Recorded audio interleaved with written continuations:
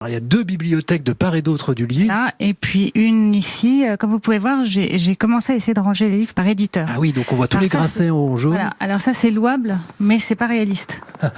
Parce que vous n'avez pas autant de chaque, évidemment. D'abord, ça vous a pas échappé, je suis toute petite, je suis 1m58.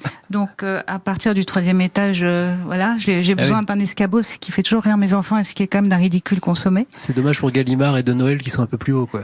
Voilà. Et vous avez fait j'ai lu ça, des études de littérature comparée, Oui. etc.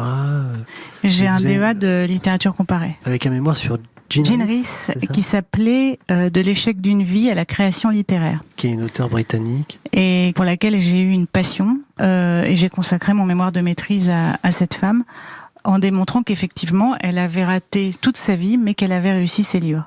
Alors évidemment, j'ai quelques détracteurs qui m'ont expliqué qu'elle avait aussi raté ses livres, mais chacun son opinion.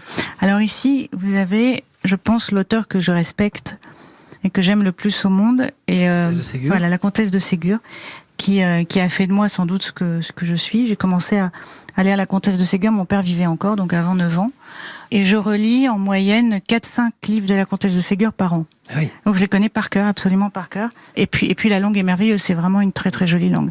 Là vous avez les livres qui sont indispensables. Alors, évidemment celui-ci, qui est pour moi la Bible. Voilà, le livre de ma mère, Albert Cohen. C'est c'est un chant d'amour à sa mère.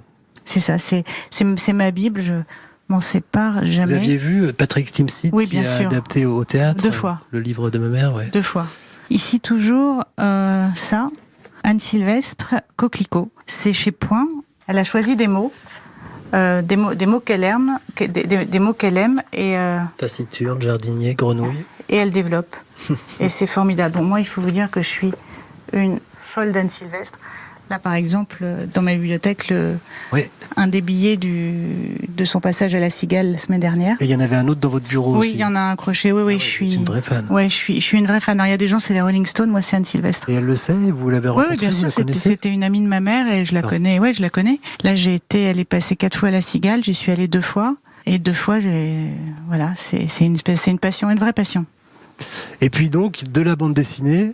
Alors, je sens que vous voulez y aller, alors on va y aller. Oui, il faut qu'on y aille quand même, parce que moi, ça me fascine ce genre de bibliothèque, parce que moi, j'aime beaucoup la bande dessinée, mais j'ai jamais les collections intégrales. Là, il n'y a que les intégrales. Alors, avant la bande dessinée, j'ai fait on a fait un Gallimard découverte sur mon père, que mon mari a écrit, et il a demandé à être payé en Gallimard découverte. Ah, vous avez toute la collection des Gallimard découvertes? J'en ai pas mal, on a créé une monnaie, la monnaie Gallimard découverte. Donc là, vous avez quelques albums de Lucky Luke. Qu'est-ce que ça vous fait, cet engouement encore vraiment intact pour Astérix, par exemple?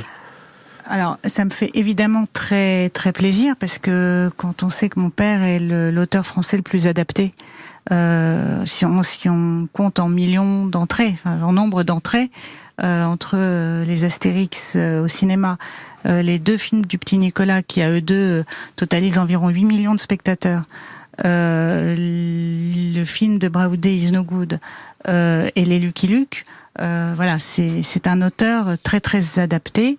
Ce sont que des mythes, faut dire. Voilà. Mais c'est vrai que c'est formidable de se dire qu'on est l'enfant d'un type mort il y a 42 ans et qui continue à faire rire au cinéma et à faire entrer les gens, quoi.